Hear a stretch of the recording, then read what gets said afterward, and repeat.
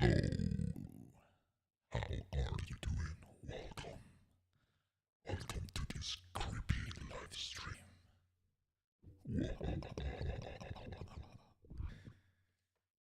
Hello, welcome. All right, let's begin. I hope that you are having a fantastic day so far. Evening, morning, midday, wherever you are. And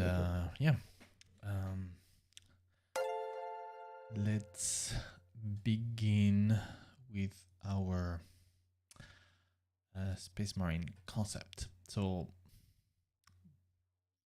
just to recap, what I would like to do, it's not so much an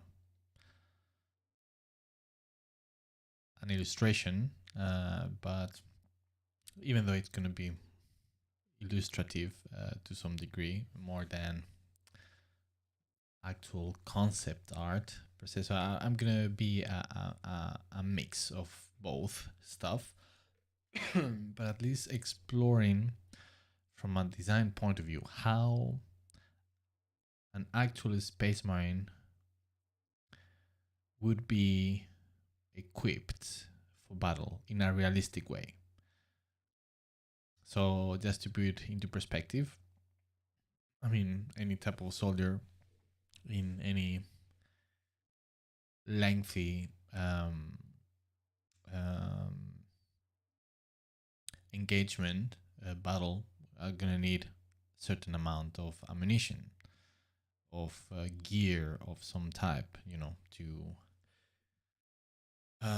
make sure that they can accomplish their mission. And normally, classically, Space Marines are represented in a very poorly equipped way, right? So they have a bolter, the clip that goes into the bolter, and little else. Some pouches here and there, but nothing that you could clearly see that it could carry some more magazines for for the weapon. So I want to explore a little bit that how actually that could look. So trying to represent them in a little bit more plausible, realistic way than as it is usually done. So yeah, that's kind of the idea. Hey Pontus, how are you doing? Are you playing some Darktide?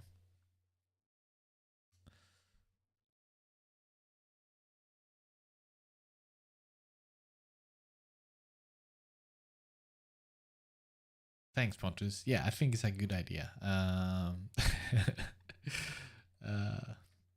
guess if I didn't thought so, I wouldn't done it. But at least personally, I mean, of course, I'm not saying it's the best idea ever. Just I think I find it interesting. And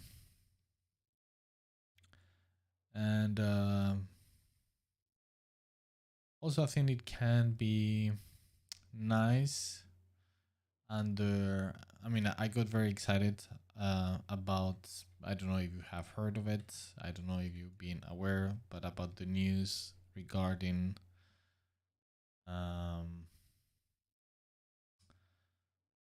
Games Workshop, Amazon, and Henry Cavill, that they are joining efforts to embark into a cinematic project within the 40k universe. So I got really excited about that. And that kind of enter into the realm of plenty of the discussions that we've been having during this stream, right? About the necessity, the absolute necessity of modifying and adapting certain designs within the 40k universe that is given from the miniatures designs, right? So they need to have they need to be as faithful, obviously, and as close as the original design, but at the same time,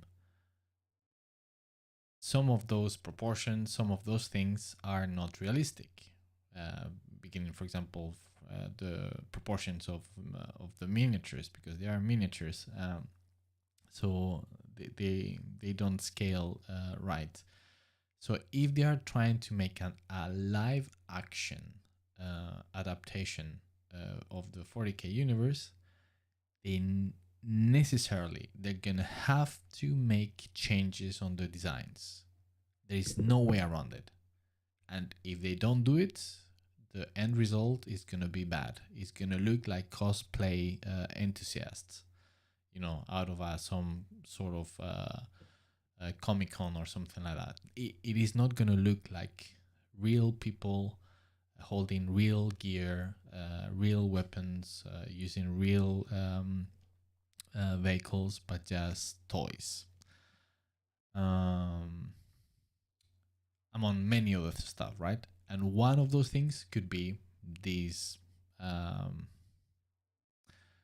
this idea of gear, right?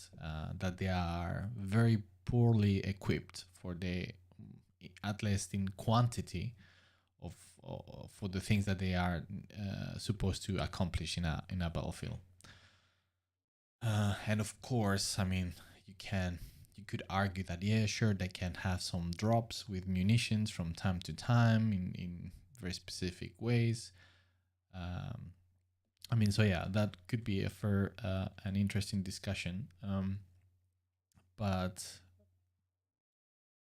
that still doesn't solve the issue that a Space Marine cannot fight in a battle with one single magazine or even two. Assuming that they have that we enter in another discussion is like how many rounds realistically could fit into a magazine or of a bolter, right? Should they be as big as some people assume they will be, or should they be and still work as bolter being smaller? I tend to be of the opinion that they could perfectly be seized down and still, I mean, very much like Siama did for Astartes, right? Where you can see that the Space Marines are when they are rapid fire their bolters, they are shooting a lot of, their magazines have plenty of rounds. And I find that more realistic, more plausible, more believable than just 15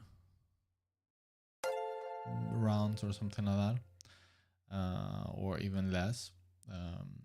So also because that would solve the problem of carrying munitions that we enter in this design exploration that I want to do here. Okay, let me catch up with the chat. Pontus, yes, I was. Now I will do some dishes and play again later. All right. All right. See you later then. Yeah. Auchar. Wow, you have a complicated name to say. Do you usually start grayscale then color? No. I normally actually do the opposite, but lately I'm feeling like starting a lot with the grayscales, just for the fun of it. So yeah, but no, normally I do the other way around. But yeah. Cantabrian, hey Miguel, how is it going? Cantabrian, how are you doing? Welcome. I'm doing fine, thanks. Looking forward for holidays. Daniel, hello Miguel, hello, welcome. Juan Toledano, the one and only, how are you doing? Welcome. Daniel, and hello Henry Cavill if you're watching. Well, of course, hello. But I would doubt that he would be. He must be very a busy man. especially after this thing happening. So yeah, I doubt that he would be watching this tiny minuscule stream. But nevertheless, in case you are watching, Harry, welcome.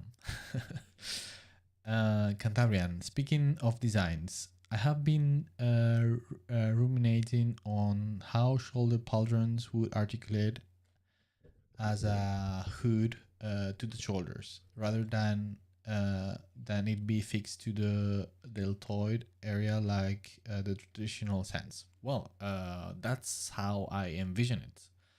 Um, I don't know if you have seen my tutorial here on YouTube about when I speak about that, but yeah, I totally don't see the shoulder pauldrons as something fixed, that it just completely replicates the movement of the of the arm and the axis of the shoulder.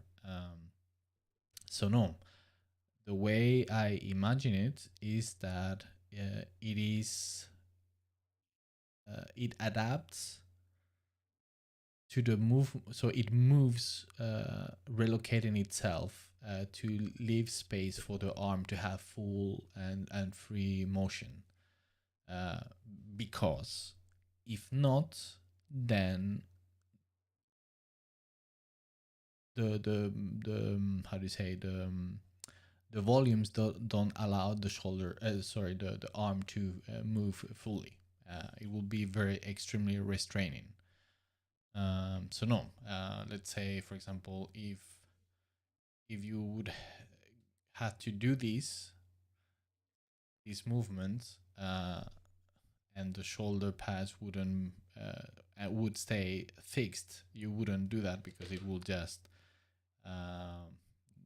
the top part of the shoulder pad would hit around here, right? So the way as I imagine it is that it slide and rotate around the axis of the shoulder, depending on how the arms are moving. So let's say if you are moving up the arms, the pauldrons kind of move to the back, for instance. So yeah, that's how I imagine. So not being fixed. Josh Bentley, hello, welcome. Is everyone else looking forward to having an end of year break? Yes, I am, totally. It's been quite it's been a good year in some ways and horrible in others. So, but yeah, I guess the horrible outweighed the good. Daniel, hey Miguel, how much do you know about the Warhammer 40k lore? Because of this whole Cavill Amazon thing, I'm interested to learn about it. What's the best starting point?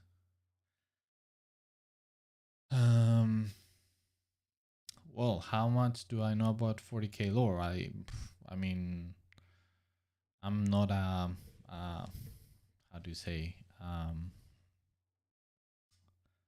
academic on it.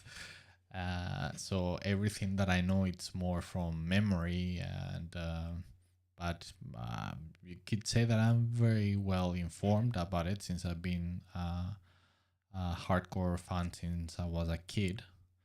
So that's more than 30 years in the hobby. So yeah, you could say that I have a deep knowledge and understanding on the lore. I would say more than knowing, it's understanding, because there are plenty of details that might escape me, because there are certain races and stuff that I'm not that interested. even though I have the whole picture. So yeah, there are some few stuff that I might not know, but the understanding of it, you could say that I have a deep understanding. And regarding the Kabul Amazon thing, so I'm interested to learn more about it. What's the best starting point? Well, it's difficult to say without being in the know. But I would say, I mean, I'm not sure if I understand fully what you mean. You mean the starting point to get started this project within the 40k universe, or how to start the project itself in terms of its process? If I understand correctly, and you mean the first thing, so how to introduce these cinematic projects or the audience to the 40k universe, I would say that you have to understand that such a big type of project obviously is not only going to be directed at hardcore fans as myself or other people, right? Obviously it's going to try to appeal to a more wide audience, and that can be tricky and challenging. So and of course, assuming that you are going to be faithful, you are going to stick to the tone and nature of the IP, right? So assuming that it's going to be very close to its lore and all these things,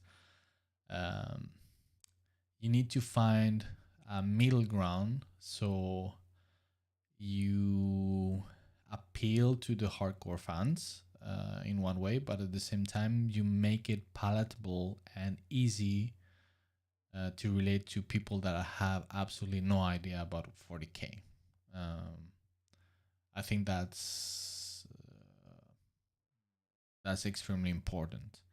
So given that take away plenty of options, and I would say it has to be a story that focuses on humans, on people. I think that's the only way to do it, and then show. Let's say now that I'm doing here like this Space Marine. I wouldn't do a Space Marine show to begin with. I wouldn't. Not only because of the technical challenges that will imply, but also because it will remove an essential aspect and core feature of this universe, and is the fact that this universe is too big and too scary. So as soon as you put yourself, or you put the viewer at the level of a Space Marine, still that universe still big and terrifying, but it's going to be less terrifying because you are seeing it through the characters, which are superhumans, and they can do amazing stuff. So what they need to do is something as they did for Darktide, which is just to go to the human level, because then you see everything with its true colors and scale and how scary things are. So yeah, humans. But still, I think I wouldn't discard showing Space Marines because of how awesome they are. But yeah, I would just keep it for very specific and short periods, just for the wow factor, because then you really can show how great they are, right? Because you are seeing it through, once again, the eye of a normal person and then you can see what they are capable of. So yeah, that's how I would do it.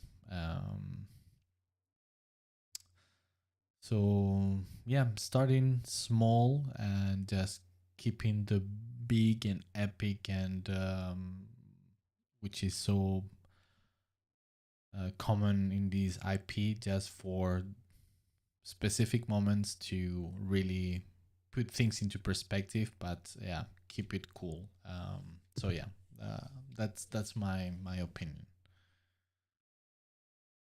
But of course, difficult to know since I don't know what they would like to do. I guess that what they are doing now is precisely discussing that. It's like, okay, what do we want to do, right?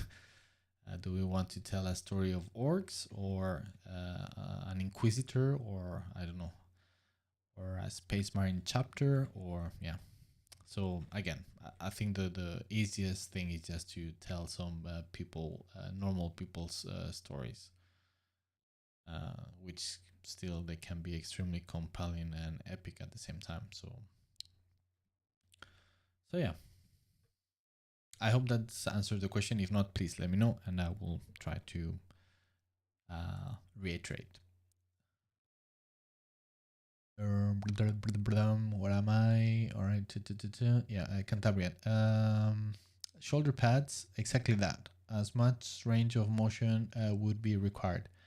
I have got a loose idea for a mechanism for how the pad would pivot in the 3 axes. Oh, interesting. And for sure, studied your tutorials when they came out. We'll probably watch them again over the break with a pint of Guinness. I like that last part. I mean, to be fair, what I mentioned on the tutorial is not so much in depth into figure out like a practical mechanism that could of how it could actually work. It just in a very loose way, at least the concept that, at least in my mind, I feel that could be plausible to achieve.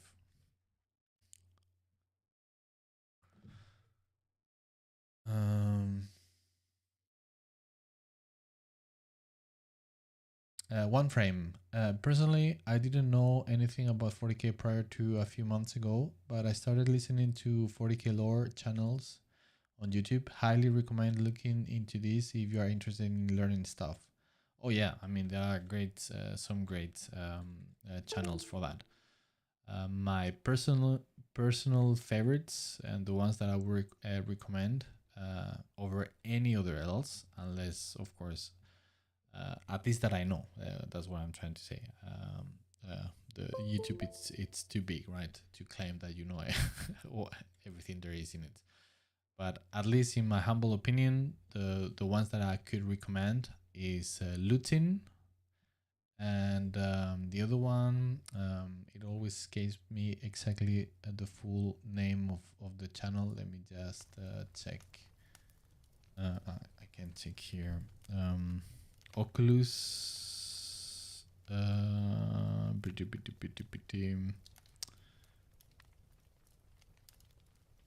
Let's see where you are.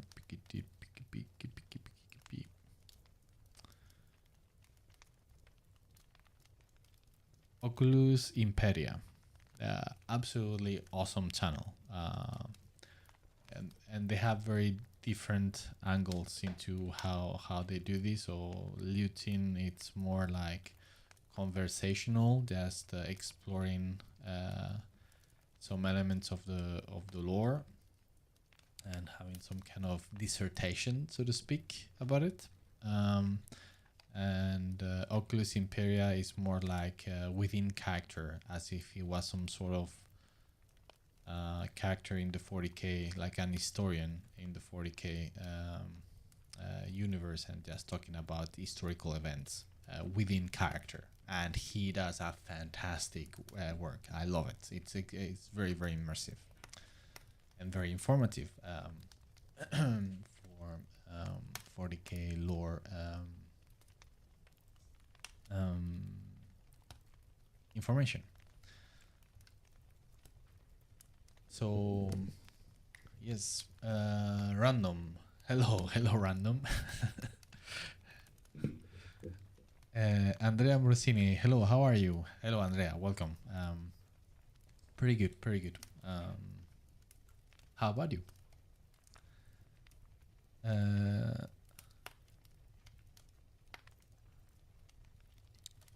Random, is the sound low or is it just me?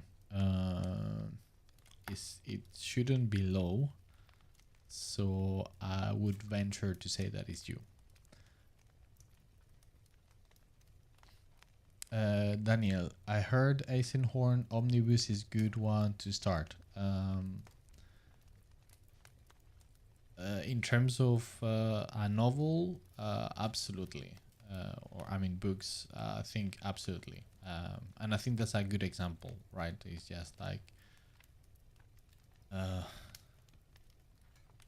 telling a story of normal humans. They are not normal since he's a psyker, but still just people. So it helps greatly just to tell a more relatable story, more relatable characters than Space Marines or other crazy characters within the universe. And yes, and not only that, but they are fantastic stories, books. They are awesome. They are some of my absolute favorites. So yeah.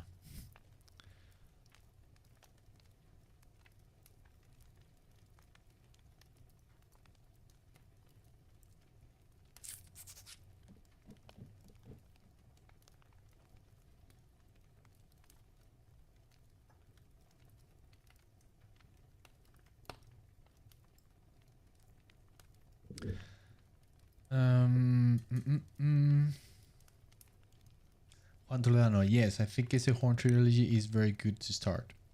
Yes, I completely agree. Another one, even though it's much longer, but it's equally good.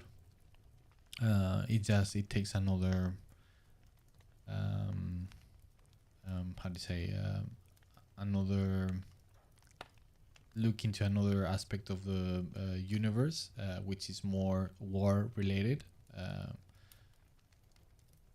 It's the Gaunt Gaunt's Ghosts novels. So it's the Imperial Guard, and again, it's also fantastic. It's awesome. For me, those are the best.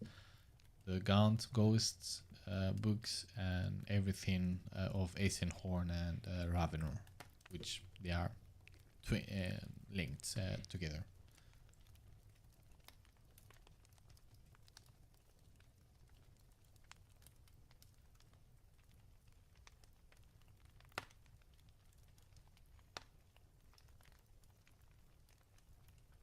One frame, Vox in the Void is also good. But to me, my favorite is in that category, if you could say, it's Oculus Imperia.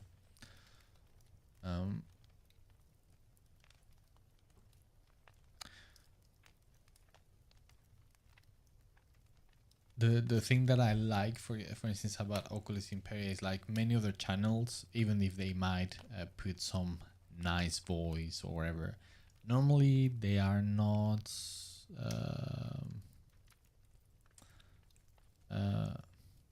offering anything else than just reading already written stuff, and he is just creating on his own, still telling the same stuff, but again, from the perspective of an historian. So he's building an extra layer in it, which is, in my opinion, very refreshing and very enjoyable in a world where people are very lazy and just basically reading. stuff that somebody else has done. Which again, is nothing wrong with that. It's just that when everybody does that, then to me people that do something extra really put a highlight on them. And for me, Oculus Imperia is that.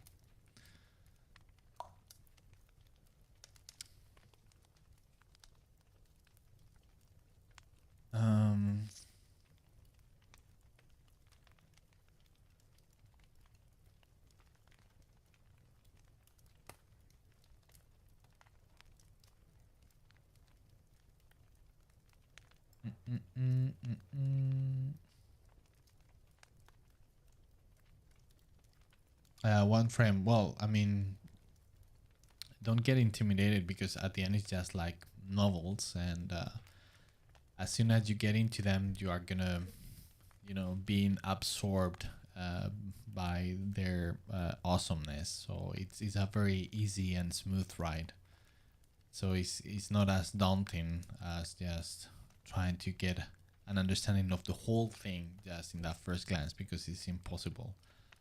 I mean, I think I mentioned this in a previous stream, that I still have memories of my first steps into the hobby when I was a kid, and not having a clue of what was all of this about, because it was so complex and so big, and so and of course I was a kid, but yeah.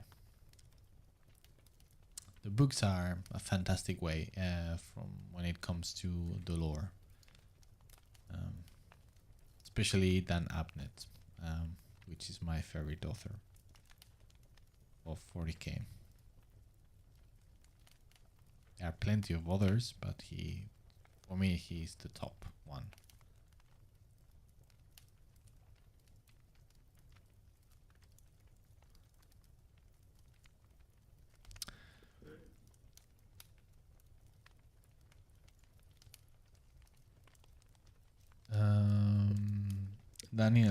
Daniel, see, Witcher was way easier getting into.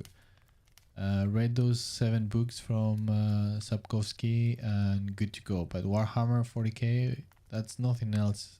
That's something else entirely. Yeah, but again, yes, of course.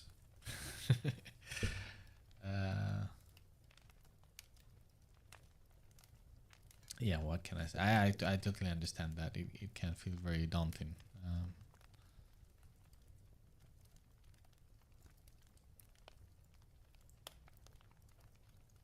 But I think the key is not trying to understand the whole thing at once. You just start with something, see if you like it, and keep diving it, and it just will become a very organic process. Just leading into those aspects of the lore that kind of compel you the most, and you think can be more interesting. So you might start with this Eisenhorn stuff, but from time to time something appears about other races or other things. So those might be, what is this about? And then that might kind of lead you into some more specific books about those stuff, and etc. But for the core, which of course everything turns around the empire of man, then yeah, the Gaunt, Ghosts, or Eisenhorn series.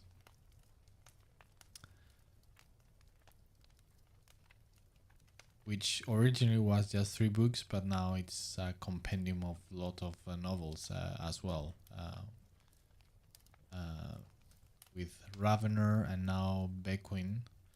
So even though they focus in other characters, it's still related to Eisenhorn original trilogy. and Eisenhorn appear in those books as well. So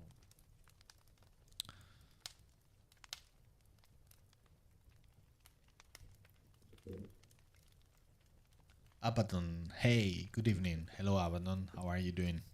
Welcome to the stream. It's Ramon. Hey Miguel, how are you?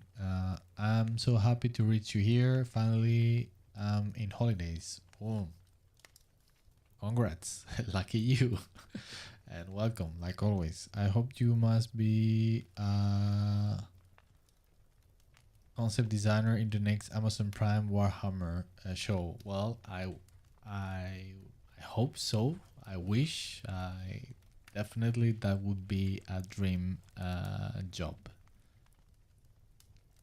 That would be it. Yes, but yeah, who knows? But yeah, that would be yeah, that would be so awesome. And one of the reasons, one of many, but the main reason I would say is because of this obsession of mine on trying to portray this universe in this realistic and plausible way, right? Visually speaking.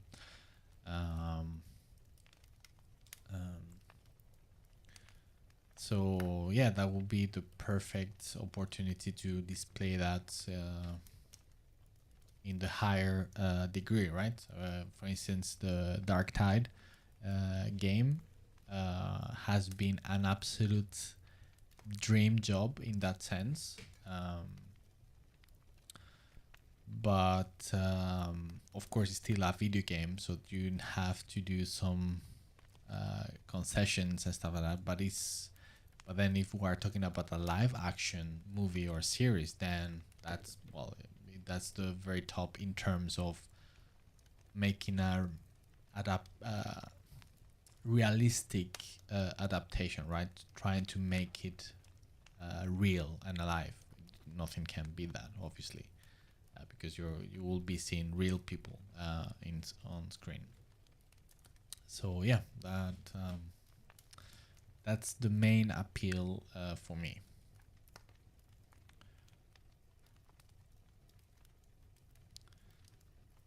One frame, do you have any suggestions for improving painting skills at an intermediate level? I understand the fundamentals, but I'm struggling to push my skills beyond that. Well, I don't. Difficult to say since it's such a wide a general question, but then I would say that, all right, so if you understand the fundamentals, but it's just about how to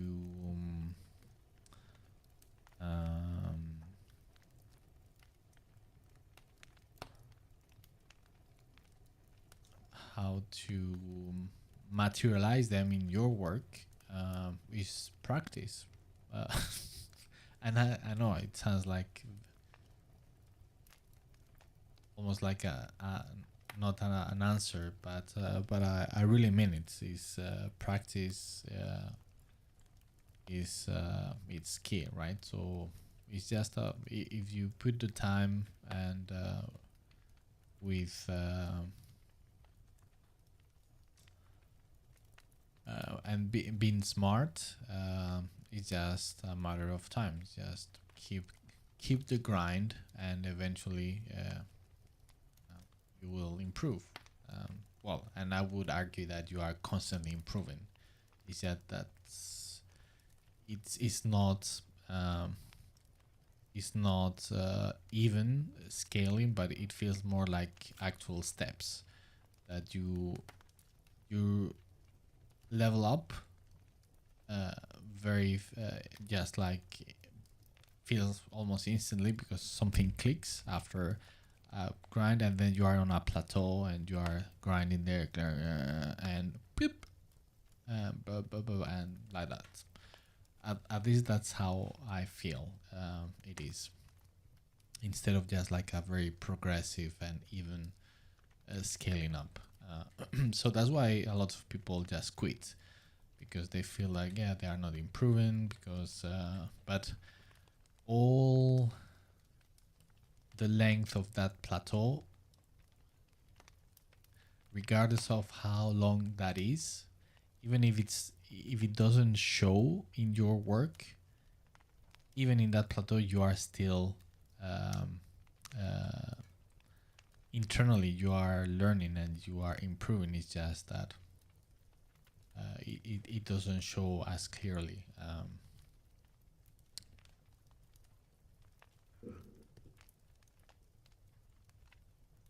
Vania Babik, hey Miguel, have a good day. And thank you for the awesome stuff that you do for art and the community. It's very inspiring.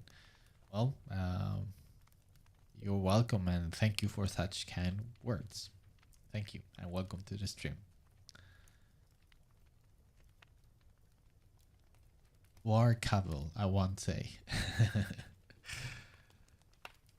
I have heard some people just raising some concerns with that announcement, and of course it's regarding Amazon, right? And I understand, because obviously with the track record of Amazon with Rings of Power, which as we've been discussing for a long time on the stream, it's pretty terrible. But the reason why I feel excited and very optimistic is if we compare these two, right? Of course, one is just a prospect of something that is not yet, and one has already been done, the first season. But okay, so in certain degree we're just well, it's pure speculation, but the big difference that I see is that the people that were put to run the show of the Rings of Power, regardless of how much they said, they didn't care shit about Tolkien's work. They just shit on it, literally. They didn't care at all. And the fact that for these 40k projects, Henry Cavill would be leading the project feels very good, because he of course I don't know him personally, but I would doubt that he is a liar, right? So he genuinely feel that he's a big fan of Warhammer 40k. I have listened to some interviews where they ask him plenty of stuff from 40k, and he knows his shit. I mean, it's some of those things that you cannot fake it. That he genuinely, yeah, he's a real fan. And I believe him when he says that he promised to be as close and faithful to the lore of 40k and spirit of 40k. So I think just because of that, I think there is a completely I don't know if you say that in English, diametral difference, right? There's completely opposite starting points. From in one hand, people that they don't give a shit and they actually disregard the the original material, and somebody that is actually big fan and genuinely cares for it. So yeah, I feel very positive, very excited.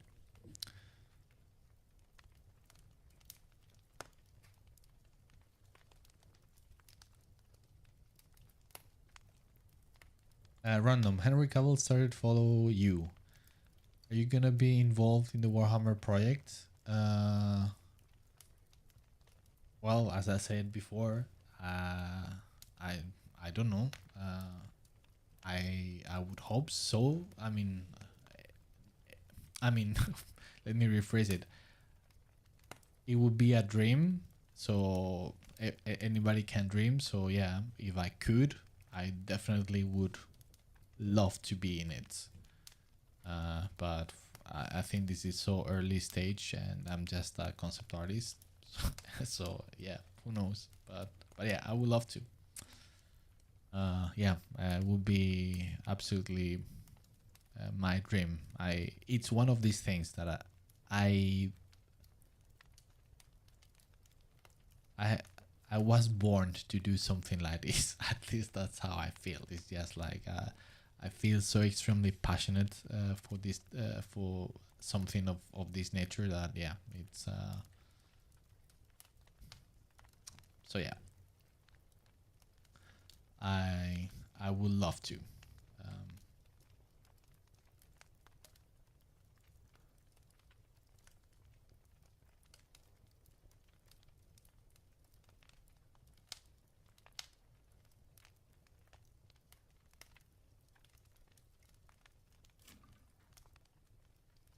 I mean, when I heard about the whole thing, I was really, I mean, really excited. I mean, like one of these things that rarely happens to me, and yeah, and thinking like, oh man, I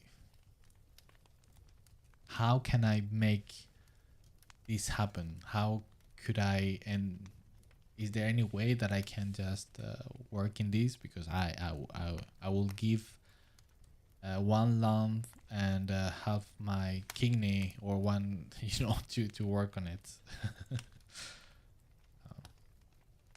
Oh my goodness, we have again spam. Let me just deal with it swiftly.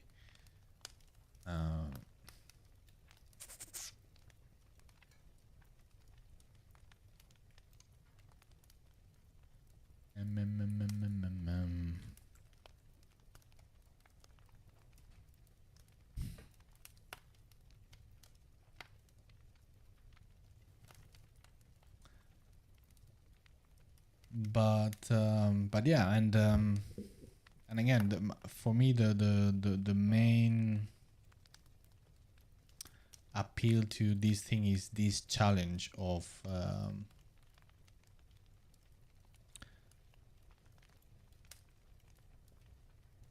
let's see, sorry, 1 second.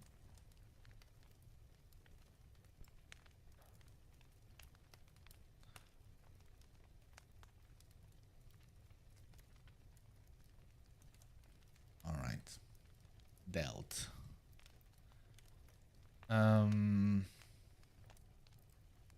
What was I saying? Yeah, so this challenge of adapting visually the designs of the tabletop game into a live action medium. I think it's extremely difficult. I think I have talked about this plenty of times. That the 40k universe is one of those IPs extremely challenging to adapt properly without falling into um, silliness and exaggerations. So making and maintaining a grounded and serious tone, because it's sometimes it's so over the top that it can. I mean, if you don't do it right, then it becomes silly and cheesy, and testament to that is that most attempts at doing this have failed, right? And and what I mean failed is when they have tried to make the something like on the high end of realism. Um, so yeah, So it's a real challenge, but I mean that's what I live for. This type of creative challenges, and of course having lived and bred 40k I mean literally all my life. So yes, I think this would be a dream job.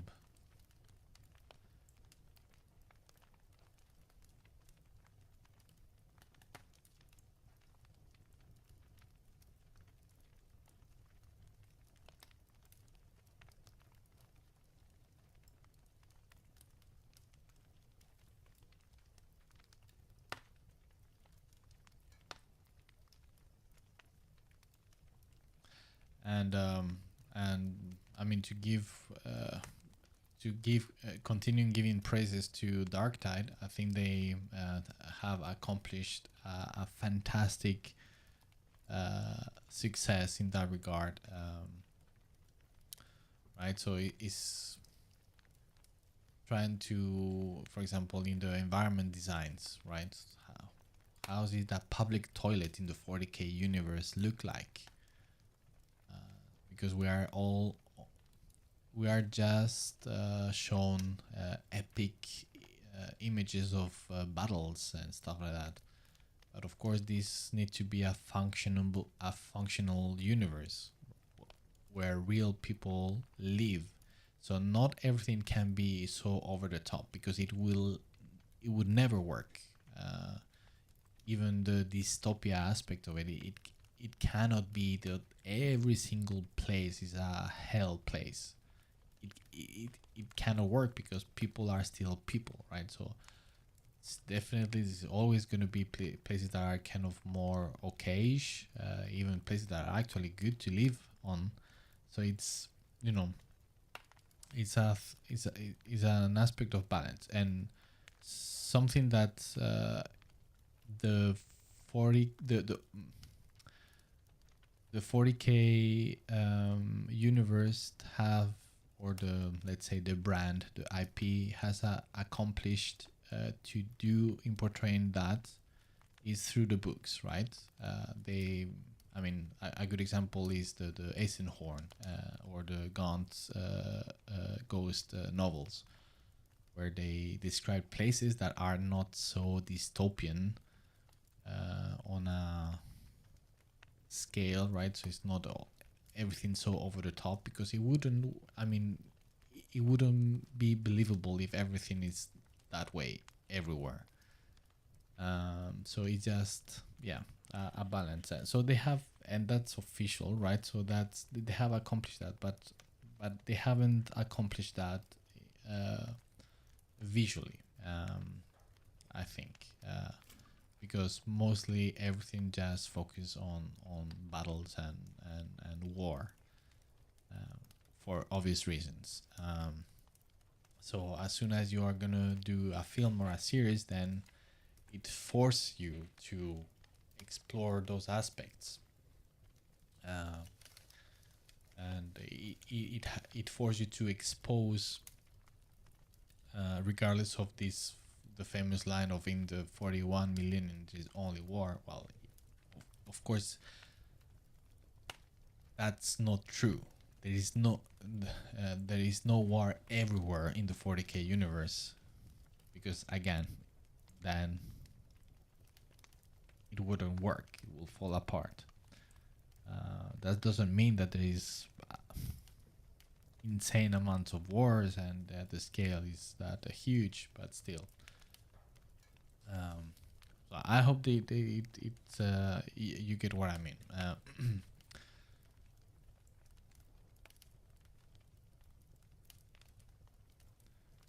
But yeah, I find that fascinating. And that without entering into the more, I mean, if we just go with the action aspects and war and battles, still they fail in so many levels many times, right? So a good example of that is Siama achieved with Astartes, right? So just like actually portraying the action uh, uh, in a extremely realistic and plausible way that is not necessarily follows literally how things are depicted on the games, on the tabletop game. Because as we were talking on the very beginning, you must change things. There is no way around it. It's a little bit, I think a long time ago we talked about this. It's something similar to adaptations of superheroes stories in cinema back in the day when they were kind of a novelty. On the very beginning, they were when it came to costumes designs for the superheroes, they were trying to be literal to replicate exactly how they are depicted in the comics. The problem is a comic is a different medium to a live action, so the result is that they look ridiculous. You know, you don't buy it. It's just like a guy with spandex suit, and it just doesn't look good. So you could at some point you could see that okay, they just throw that and they inspire themselves on the original design, but they had to make something different, something that worked on screen. And I think that's something that needs to be done in this case with 40k, with plenty of stuff.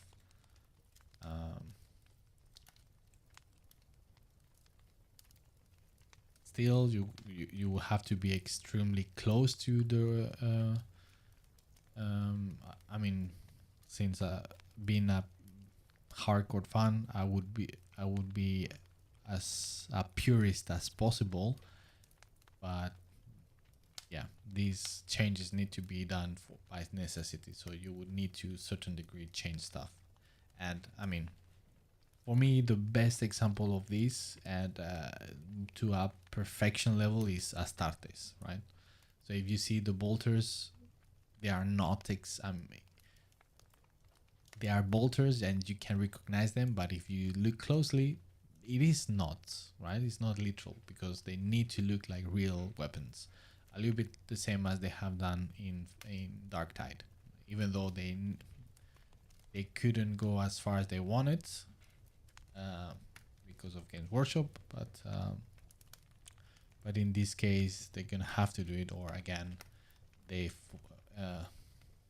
will fall into the problem of just having actors looking like cosplay fans at a Comic-Con. So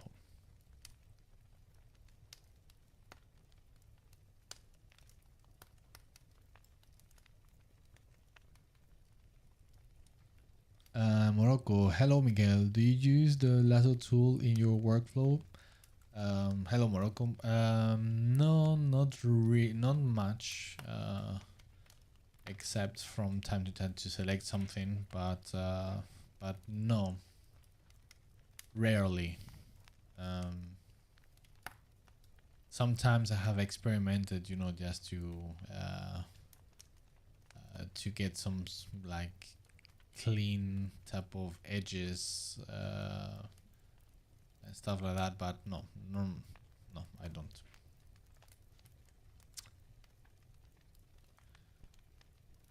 Yoga Satrianda, always powerful grayscale, Miguel. Thank you, Yoga. Thank you. Daniel, all right. I think I'm gonna listen some YouTube channel about 40k lore, then buy some AppNet series and start somewhere. Thank you for your time and patience, Miguel. You are the man. Well, you are. From my understanding, he left the Witcher because showrunners mocked, disrespected the source material. That's good. Faithfulness is important. Plus, he's gonna be the producer for 40k, which means he invests his own money in it. That's good too. That's also good news. Well, I mean, some of those things I'm not. I don't know for sure, but the rumors says that at least with The Witcher, that something of that, which, to be honest, I mean, even though I loved having him as The Witcher, that's very commendable. Again, in contrast with, for instance, the Rings of Power, right? So somebody with the integrity that, okay, so this is not true to the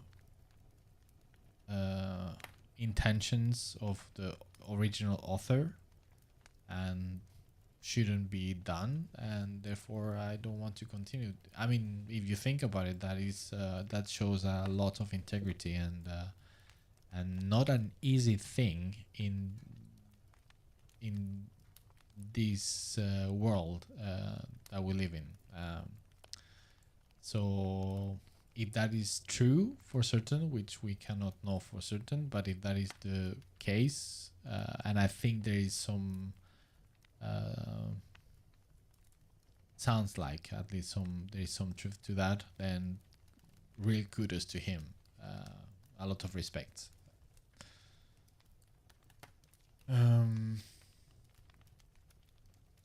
Daniel, Darktide, the video game.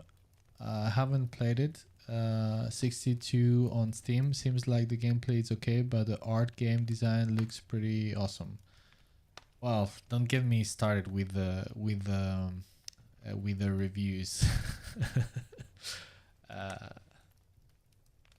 I think my honest opinion is that regardless of some of the technical issues that some people have, not everybody, I haven't had a single technical issue with the game. None. I cannot say much. I just know that some things are not fault of Fat Shark, but anyway, the thing is that what I was going to say is that honestly, I think it's an absolute beast of a game. So the only critiques or feedback that I think are valuable is the technical ones, because of course if you cannot play the game or if you have issues when playing, then of course yeah, you are having a bad experience. The rest,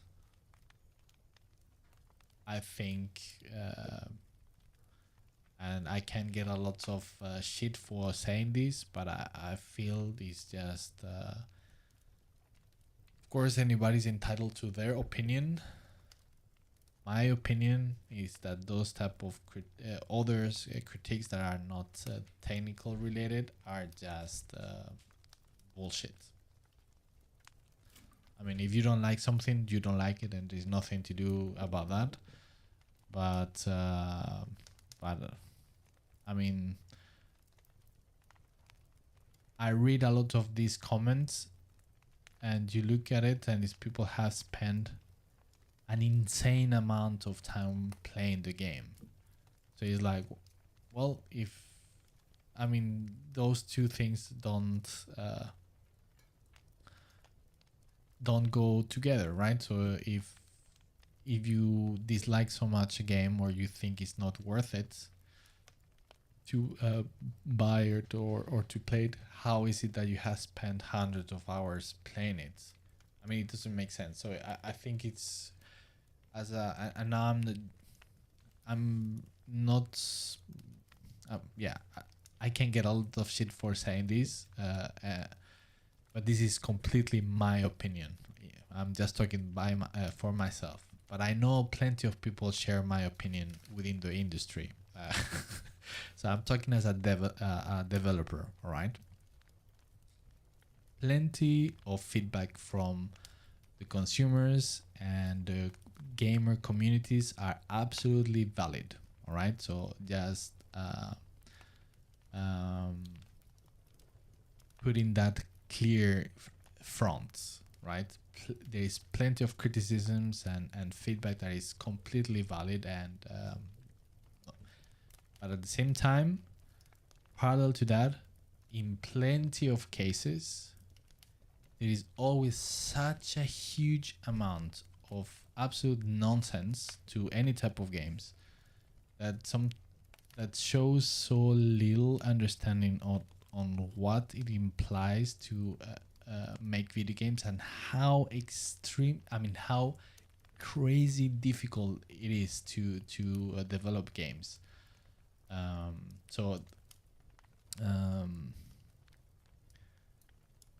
That it feels that a huge part of the gaming community is just a bunch of entitled teenagers. That's how it feels as a developer.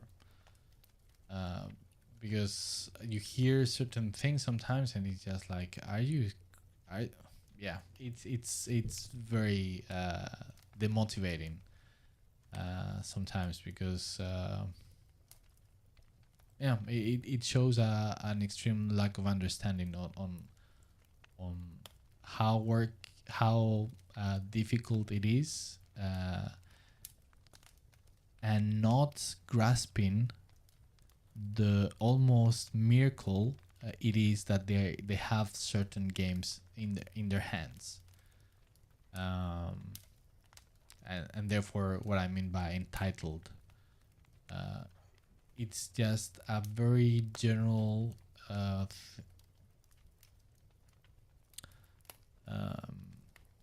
feeling that people take for granted game development. And I guess something to blame as well is the industry, because it's been kind of, maybe, how do you say, communicated as always like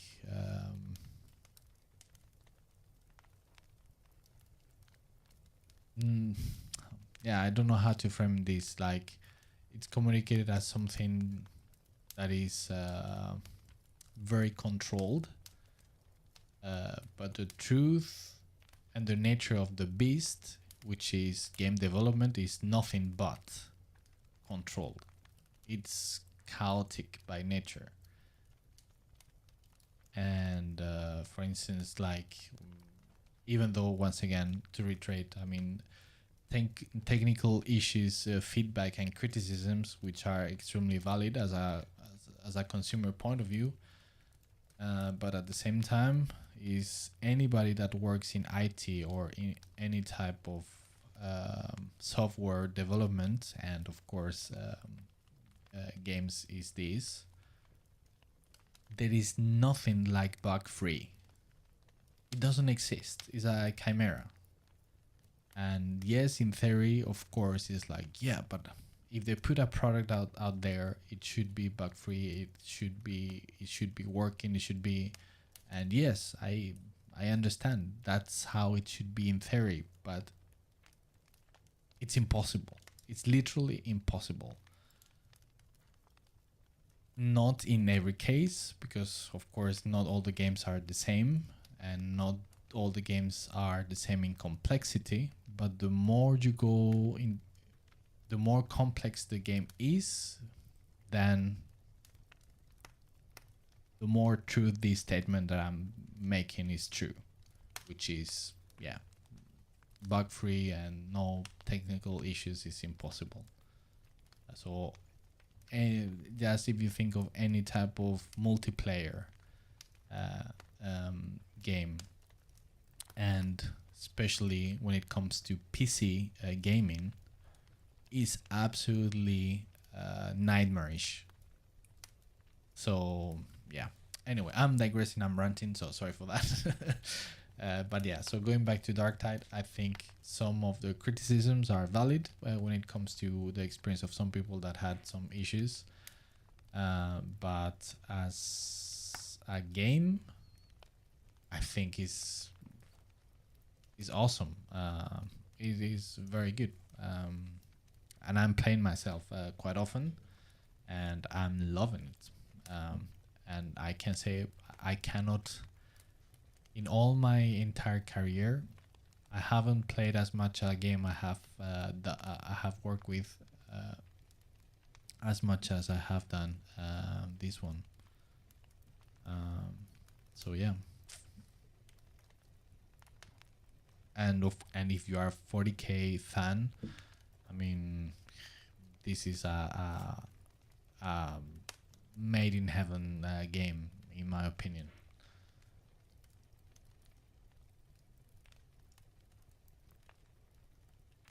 But I know all these things that I just said about game development and gaming consumer feedback or criticism.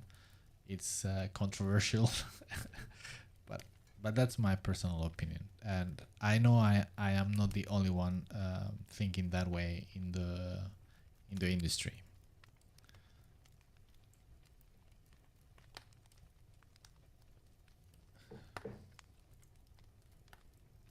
Gathering Wolves. I'm so hyped for 40k show. Henry will do justice to the universe and lore. Yes, man.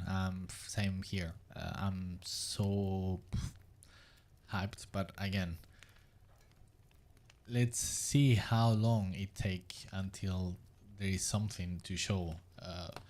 Because if I understand correctly, this must be super early stage. I mean, if I recall correctly on the announcements, Henry was saying that they are just looking for a writer and a showrunner or something. I mean, literally, I think they have no clue exactly what they are gonna do. They're gonna now they must be on the point of figuring out what they actually want to do. So from there until there is something for us to watch, yeah, several years.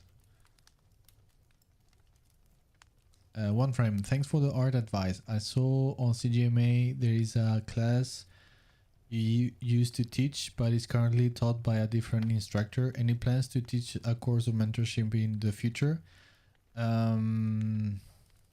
well, no problem. Yes, the CGMA course, well, is my class, and I normally teach or instruct the class myself. But this time, this next term, because I'm not gonna be, I'm gonna be very busy doing some things, so and I am not gonna be able to do it. But for the next term, I will be back. So yes, but any other courses aside from the CGMA course or mentorships? No, not at the moment. Not at the moment. Mentorships, it might be something that may happen. I've been flirting with the idea of doing it at some point, but the reality is that at the moment I have too little time. So yeah, perhaps eventually at some point. But when it comes to courses, just the CGMA course. So yeah. And this coming term, even though it is not me just giving the feedback and being during the Q&As, still the whole content and material and courses and things is still the same. It's the one that I created. So yeah, and I'm pretty sure the instructor there is it's a very good one. So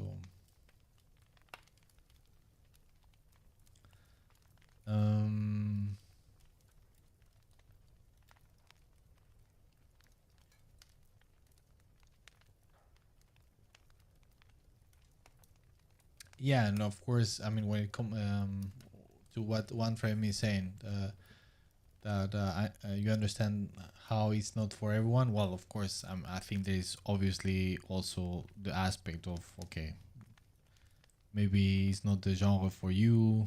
You know, all these type of things that we can play a big part into the enjoyment that people can have from a game. Obviously, the same as with films or anything else. But again, I think it's an absolute brilliant game.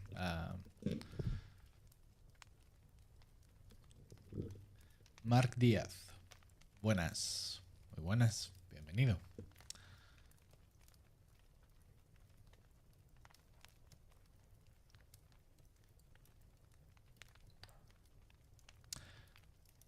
Gathering Wolves. I really hope we get to see the drama between the firstborns and the Primaris Space Marines.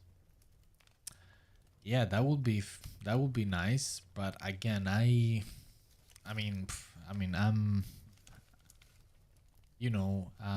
I'm obsessed with Space Marines. So anything Space Marine related, I'm totally up for it. But I see the challenges that would mean, and I doubt they would go with a Space Marine show, at least to begin with. I really doubt it. For It's Art, thanks for the follow. Not just because of the narrative challenges, again, just to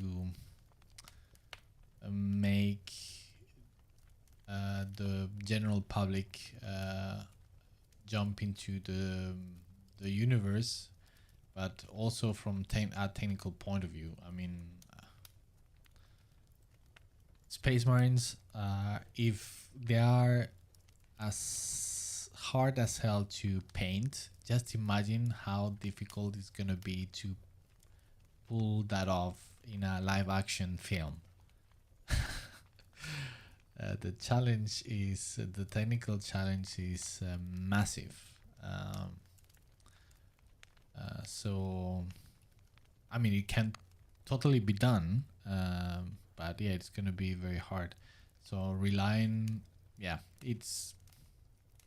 I don't see that happening, honestly. Sadly, but I don't see it.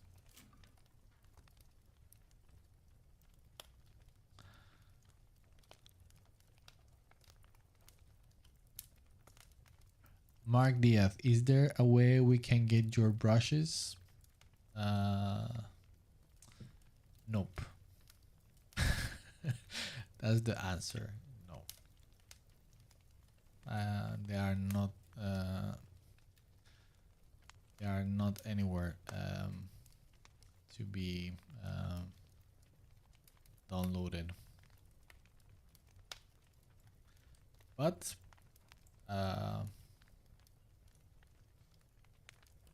in the single video of a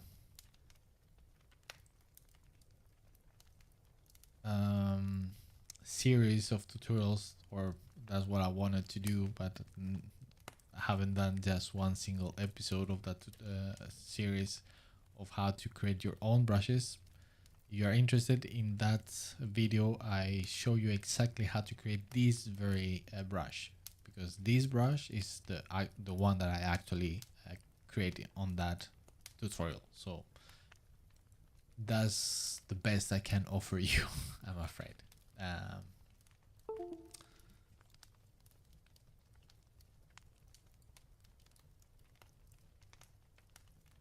I mean, you can just follow step by step and you will get this brush or something extremely close to it.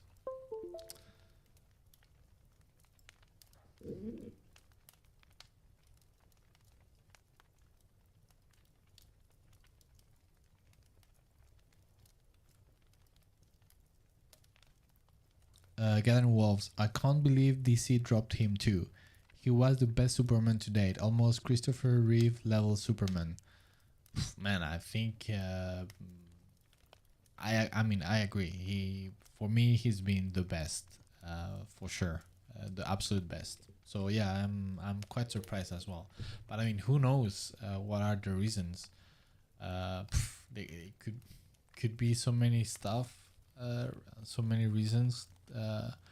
Could be that, I don't know, maybe they want to have a reboot for, I mean, who knows the reasons, but maybe they wanted to do a reboot and they need an actor that is younger.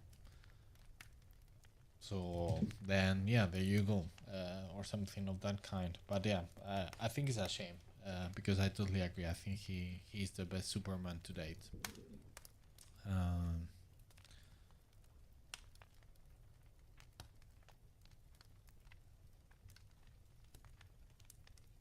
I mean, way better than any other one. So yeah, too bad. I think it's a mistake.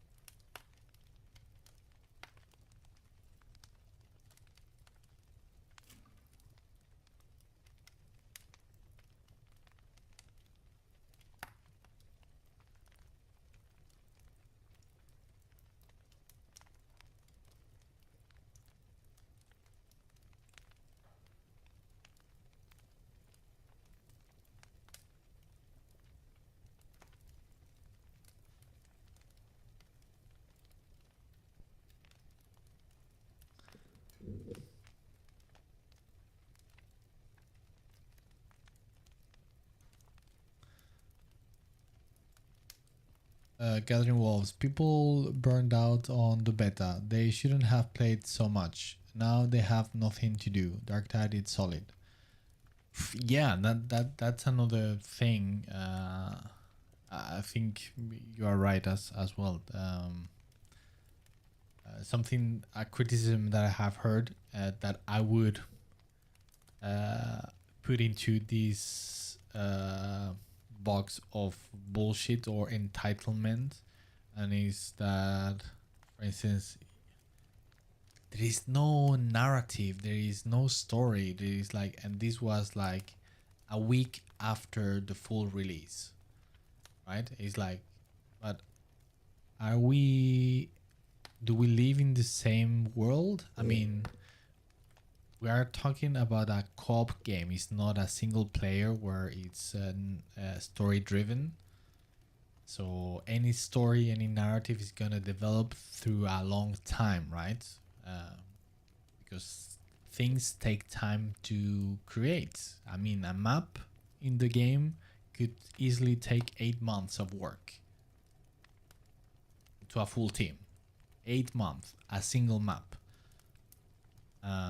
Just the map, just the environment. So, I mean, people are crazy. It's like, or when they just on the latest patch they added a new map and people were saying, "Oh, just one map," and I think that was like 2 weeks after the full release. Again, it's like, are we crazy? Is yeah. So if yeah. Mark Diaz, Miguel, you are a great inspiration for me. Been drawing for 2 years at the moment. You have any tips for beginners that want to be like you? Well, don't be like me. Be like you. Your best you. That's what I would say. Well, I mean, yeah, you put me in a rough position, because what can I say? There could be so many things to be said, and in such a general way. So if anything, and maybe it's something that is not any useful for you or anything, but don't rush things. Don't I mean, what I mean by rushing, don't be demotivated because things take time. It takes a very, very long time. I've been painting and drawing my whole life, and now I'm on my 40s, so it takes time. There is nowhere, and there's absolutely no way around it. Of course, some people are faster than others, but there is so many factors that can um, influence. But again, it's not about the end goal; it's about the journey. So just embrace the grind, embrace the journey itself, uh, and yeah, make an effort to really enjoy, not to get frustrated, because it can be extremely frustrating, and it will be very frustrating many times. That's also some of the things that you need to accept. I think that's an important tip that I can give to beginners, is like, just accept it. It's gonna happen, and very often frustration. So just accept it as part of the journey, of part of the learning process, and to see it from a positive perspective is that you are always going to be improving. You are always going to be growing as an artist. So it's always a forward progression, and you need to, yeah, sometimes it's going to be slower because might be more challenging aspects that you are trying to go through. Sometimes it's going to be faster, but it's always going to be forward. And yeah, don't try to avoid that frustration, because it's inevitable. So just accept it like part of artistic life.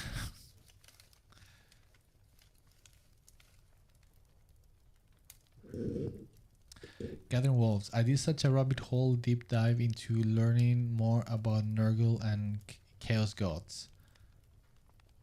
Yeah, that's quite a rabbit hole. Gathering Wolves, deadlines are tough. Trying to get something out on time, it's hard, especially when you are making an innovative game. I'm not sure what you are referring to with that, but yeah, sure. It can be. I mean, depending from case to case, I guess. But that's another thing. For if we are talking about Darktide, so to put things into perspective, people and taking things for granted. So people are just referring to the game as, okay, so it's just like Vermintide or Left 4 Dead, but just in 40k. Saying that, I mean, I get from where people are coming from, right? From the genre, etc., etc. But just saying that really shows how little they understand about making video games. Darktide, even if in fundamental aspect of how things is very close to those games, but just the fact of combining a second.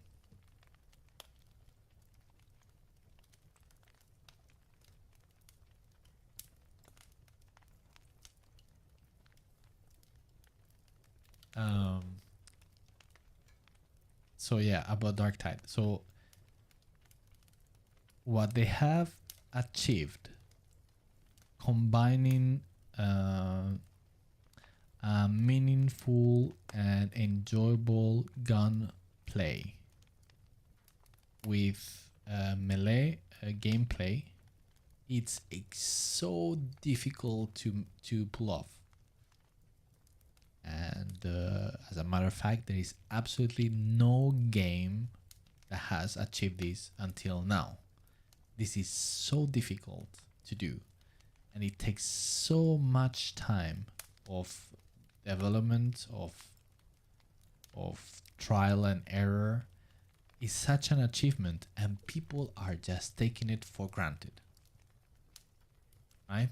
So again, I think it's an absolute gem of a game, and Certain aspects from a technical point of view might have some rough edges, and that's completely once again understandable. That some the people that have suffered those issues might be sore and frustrated, but again, it's game development is very difficult, and like you Gathering Wolves is saying, especially if you are trying to be innovative and to create and put new things into the table, is exponentially more difficult to do, and people take it for granted. Is yeah.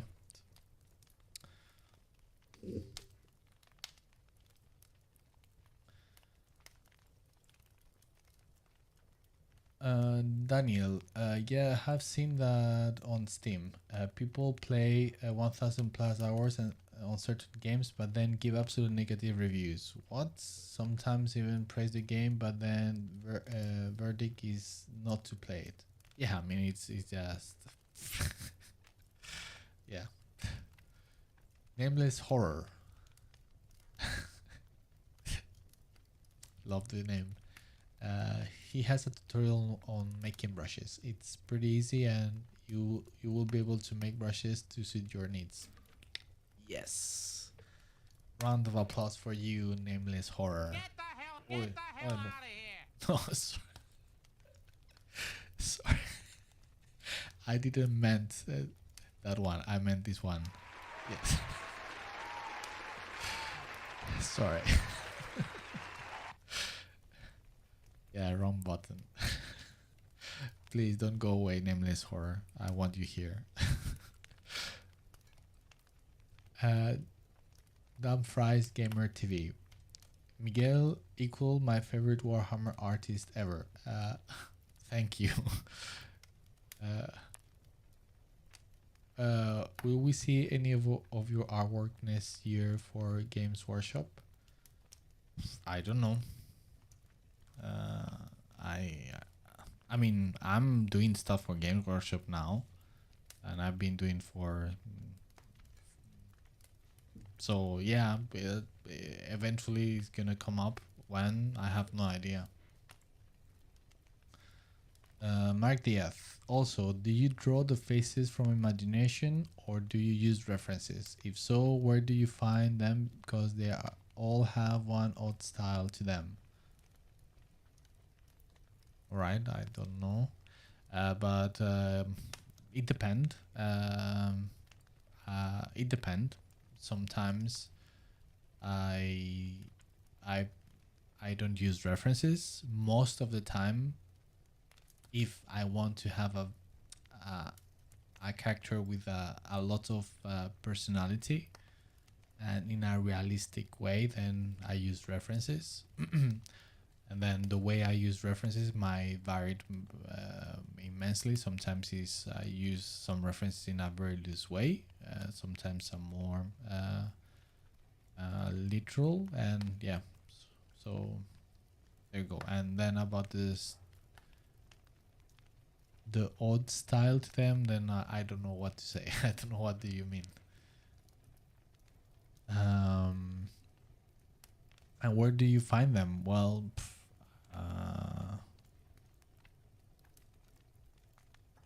everywhere.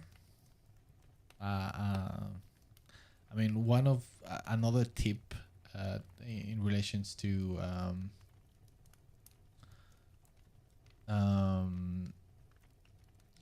your question before is that be like a sponge. Observe and absorb everything around you. Don't walk on the street just mindlessly. Just look. I mean, let's say we're talking about characters.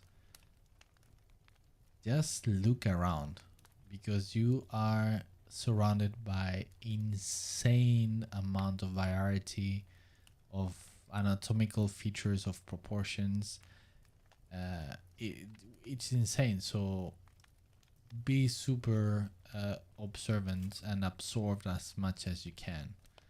of your surroundings. And yeah, so I think it's an extremely useful skill and attitude to have as an artist, to be able to observe the world around you.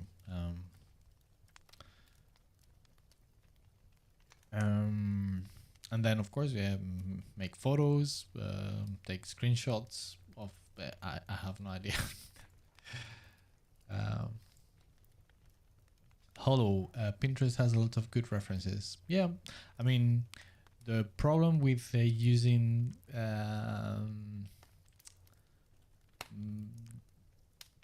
like a source in like a place like that as a source for references is you can end up using references that everybody's using. So things just end up looking like everybody else. So what I would recommend is just to create your own references. So yeah.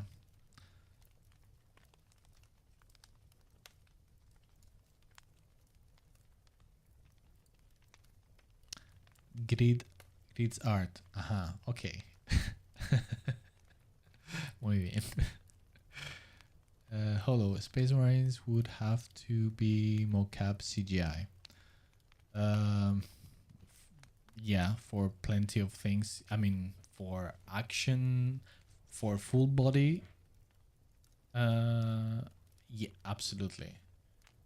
Absolutely. I think I mean, who knows? I mean, because the animatronics departments are almost like science fiction nowadays.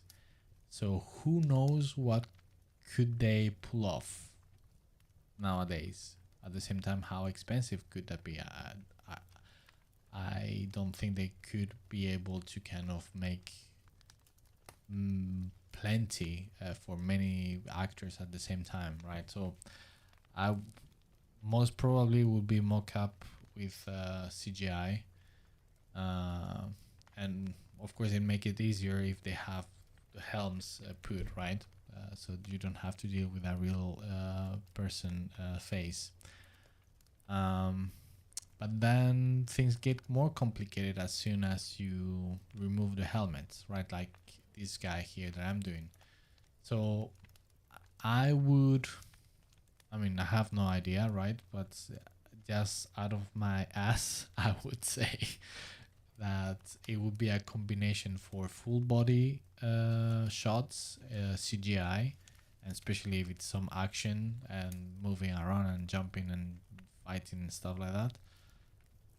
And when they don't have their helmets on and are close-ups, they could perfectly do a physical prop armor. I think that they could totally do that. And I think that is always going to look better than CGI because it's going to have a weight. It's going to be there, right? So I would, yeah, is that they will combine those two, but yeah, who knows?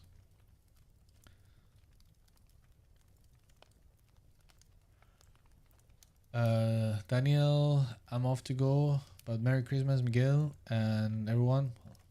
Merry Christmas to you. Thank you for joining today. Have the best fun. Bye. By the way, nice Gil Ilgrin homage you have done. Love me some classics. What? You mean because of this guy? He doesn't look like him. Or?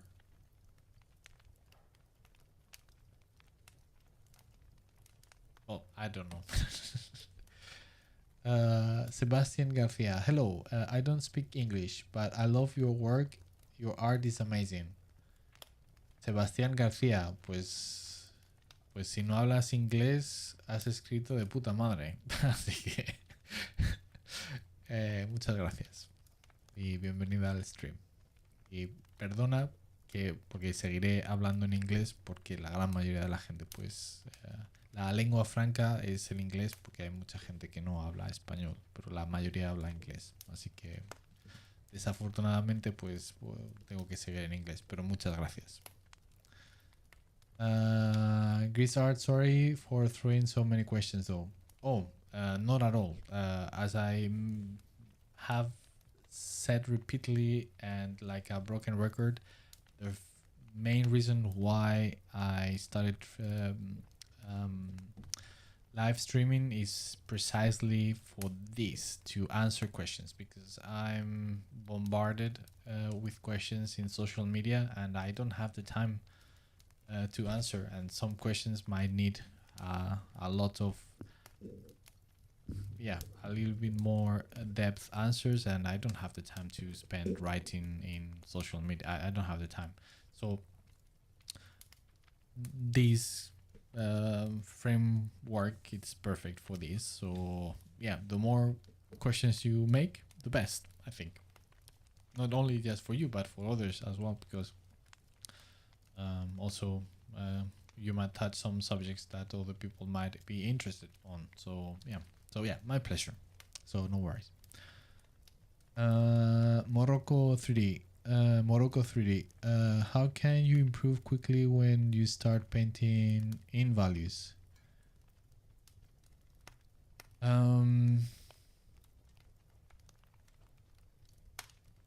Well,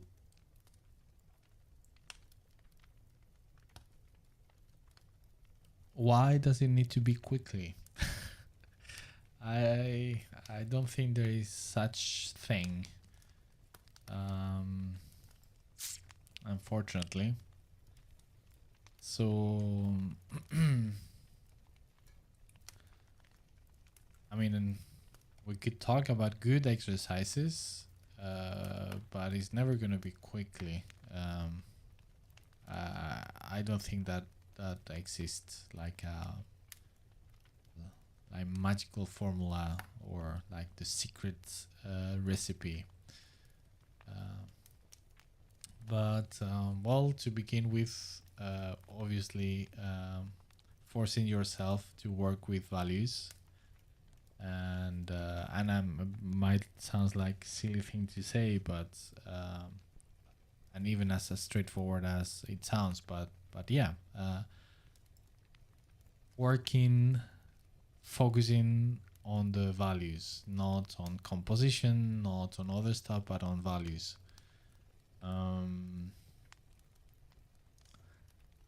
Make a lot of studies. For example, use studies of images that are in color and try to make them in grayscale to understand how they work. Try to, when you work with values, try to make exercises where you try to avoid extremes in values, so to get a little bit more refined and precise control of the values. And yeah, out of just right now, that's the only thing I can think of. If anybody else here on the chat can add something to that, fantastic. I'm starting to get a little bit tired, so. Michael Hansen, can you explain the backpack on a Space Marine? What it does, etc. I'm new to 40k. Well, it's just a generator. So power generator. So yeah, that's basically it. It generates the power to sustain the all the capabilities of the power armor, from life support to the servo strength and all type of sensors and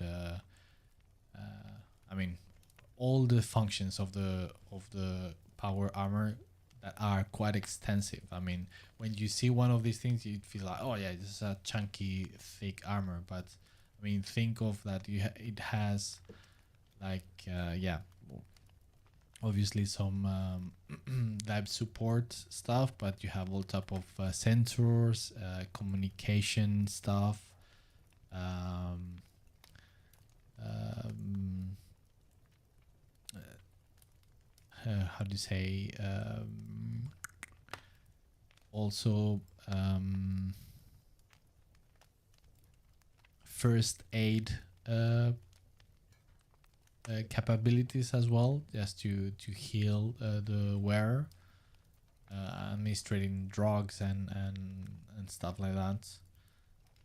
And then all type of augmented reality and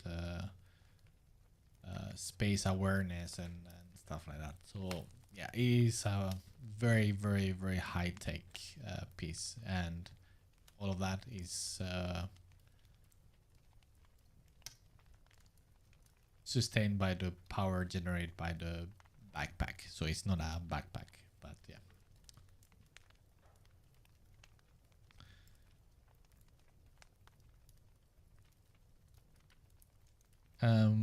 Morocco 3, by the way, thank you for answering our questions. Again, my pleasure. So yeah, you're welcome. Hello. Yeah, I went through a massive burnout this week. Managed to paint something half decent today.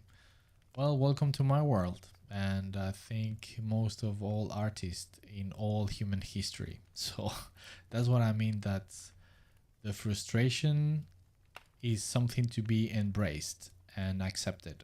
I think that's the most healthy thing to do, because there's no way around it. If you are genuine and honest with yourself, so just accept it, and that it's something that is gonna come, but as the same way it comes, it goes away. So yeah, you just need to embrace it and accept it as part of the journey, and that way it's better. When you have that frustration, it sucks, but yeah, just maybe next day will be different, and you will feel better, and you will do something fantastic. So maybe not, maybe in a week, but still.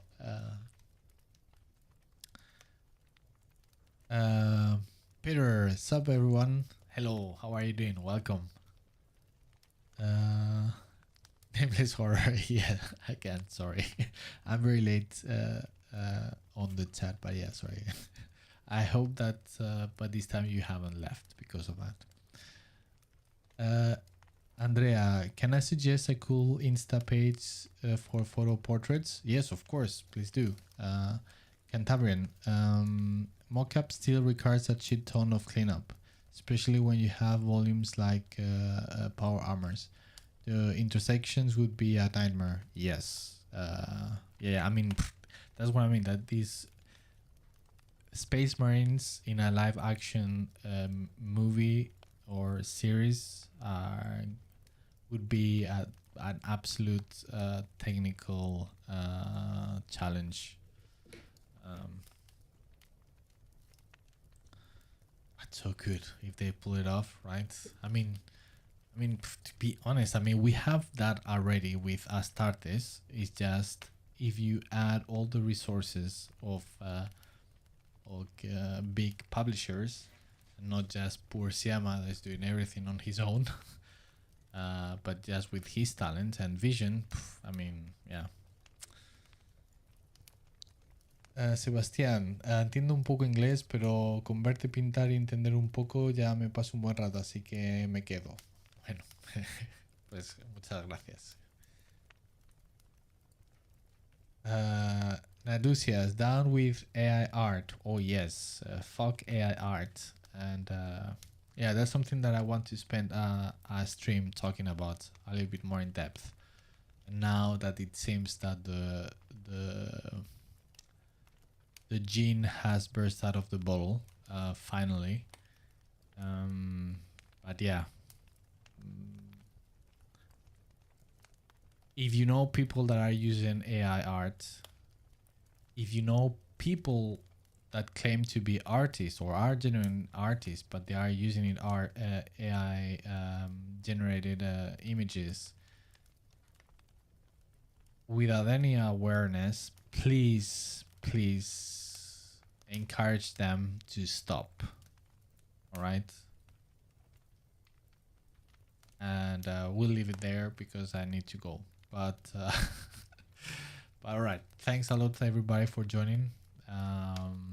Like always, it's absolute pleasure and a blast talking to you, answering your questions, and yeah, like when I talk like the streams when I speak the most, I don't paint that much, but that's how it goes. It's difficult for me to do both on even terms. So all right, so take care, stay healthy, safe, and be creative. Paint, draw a lot, have fun with it, and and Merry Christmas, everybody. And yeah, I completely forgot. I'm gonna go on holidays, so I will not be streaming until the end of January, when I will be back. So this is the last stream of the year, and yeah, I wish you everybody fantastic holidays. Man, I was this close just to go away without saying this. So so yeah, I wish you everybody happy holidays, and enjoy your time, take a good rest, and let's hope for a better year, and that this damn war in Ukraine just ends sooner than later. All right, take care, and again, thanks everybody for joining. Bye bye.